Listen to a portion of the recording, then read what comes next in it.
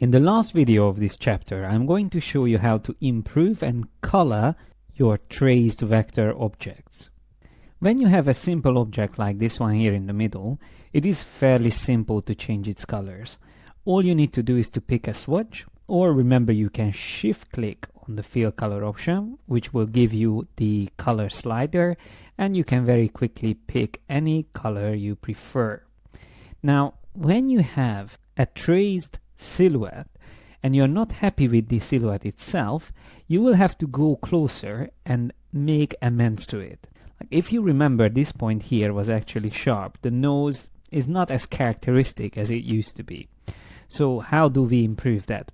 Well, first of all, it's always good to zoom closer, and then what I will do is to use the direct selection tool and select that point that I need to turn into a sharp corner. Remember that we have the convert anchor point option up here, so whatever is smooth point can become a sharp corner. And what I can do is to drag this slightly further up, but then using the pen tool I can define another point on the path like there, and if I want to turn this quickly into a sharp corner point, I can also use Alt click with the pen tool. So now I have 2 points and I can drag this other one up there, and immediately we have that sharp nose back that we lost while we were tracing. Similarly to this, we have also a little bit messy outline here. Once again, if I just select the whole object and I select the smooth tool, I can go over these edges and try to simplify it a bit more and generally straighten these lines out a bit. Also, don't forget you can use the lasso tool, select an area, and then from the object menu, path, simplify, you can change the curve points all at once into straight lines. When I have the preview on, you can see it straight away. So that was before, and this is after. If I click OK, I can even use the pen tool now to remove a couple of unnecessary handle points, and the direct selection tool to move these remaining points into the position that I need them to be. To emphasize this umbrella going down, I could even create a point like that, and I can remove these 2 points. So I simplified this down, this whole shape, into a simple triangle, which is much easier to handle and work with. So it is always worth spending some time improving the tracing results, but with more complex tracings, you will have to work a little bit harder than that. If we want to keep the quality of a hand-drawn sketch, then of course there's no need to do anything. But when you want to colorize something a bit more complex like this, you will be having serious trouble using any simple coloring technique because of all these open parts and missing detail. So let me just show you what I mean. When I select this object and I use the live paint bucket, which we've already introduced in previous videos, remember the shortcut is K. So once that's selected, I can again pick a color, but I'm just going to stick with the same color for now. Clicking on the body, it actually fills it up nicely. By the way, if we want to see it without all these anchor points, I can go into the view menu and choose hide edges.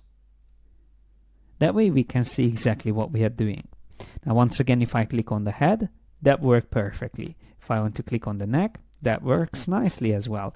And let me just change the color to something else. So maybe have the neck blue, and then I will do the arm blue as well. So something like that. So far so good. So you can see that it is actually not that bad until we reach details like the legs where there is no closure. So they are open. When I hover over this part here, you see that it highlights the area that is going to be turned into that color that I have. And unfortunately, is going to include all this area as well because there is no division there. The same thing would happen if I go over the foot, and not to mention these claws here. So what can we do in these cases to still maintain this feel of a hand-drawn sketch, but still be able to add color easily? What I recommend to do is to have this object selected and then double click on it. That way you will be working directly inside that group. So we are in isolation mode. Now we can switch to any of the drawing tools, maybe blob brush I'm going to switch to. So that is Shift B, or selecting it from underneath the paintbrush tool. And then I'm going to use the square brackets on the keyboard to reduce the size of my brush. And that's how it's going to look like. So now I'm ready to add those missing details. First of all, I'm going to paint over this part here, then making sure that's closed as well. We can then focus on the close. There was a missing line, another one, and then the leg, something like that. So just by adding these few lines, I'm hoping that it will be much better. And by the way, while we are at it, I might also use the eraser tool to remove a couple of unnecessary details. That's Shift E, the eraser tool, and then just simply paint over those bits that you don't need. And that's probably all for now. That was bugging me. So I can switch back to the live paint bucket and go back to adding colors here. But before we can continue with the live paint bucket, there's one very important thing to check. And that is from the layers panel within the group of this robot, we have to double check that everything that we added is actually inside the live paint group. As you can see, that's not the case. So there's the live paint, and these are the elements that I added. So I'm just going to quickly select all of these and then drag and drop them into the live paint group, just like that. So now they will work together nicely.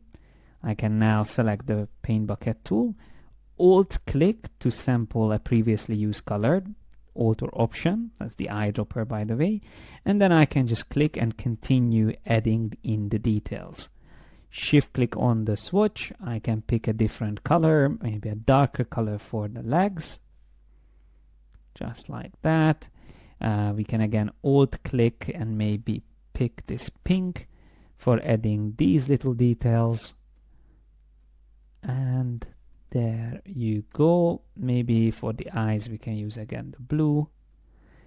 And then for the ball here on the head, we can use that other color. So now we actually managed to colorize this illustration, but still keep that sketchy look. So it's not as clean as the other outline.